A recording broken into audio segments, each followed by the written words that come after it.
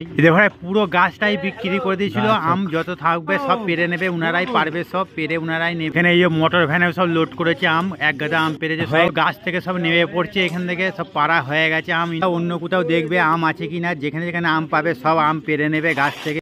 হ্যাঁ, আম পাড়া হচ্ছে। আসসালামু আলাইকুম, কেমন আছে সবাই? আলহামদুলিল্লাহ ভালো আছি।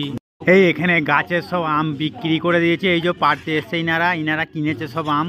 এখানে এই যে মোটর ভ্যানে সব লোড করেছে আম, এক গাদা আম পেরেছে, হয়ে গেছে আর নেই এগুলো। ইনাদের আম সব পাড়া হয়েই গেছে। এই যে দু ঝাঁকা ভর্তি হয়ে গেছে।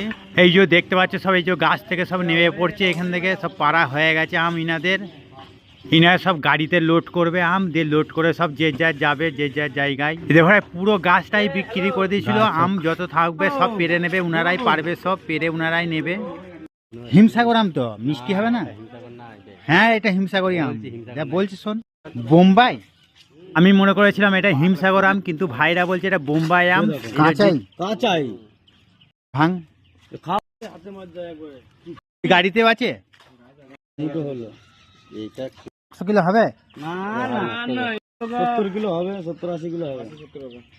80 কিলো হবে না, ওই তো 70-80 কিলো শান্তি হবে। ঠাকুর কত নিলে আমি মালিক জানো ওটা। আর তোমার মালিক আলাদা? মালিক বলতে মালিক আসবে তো, মালিকের ছেলে।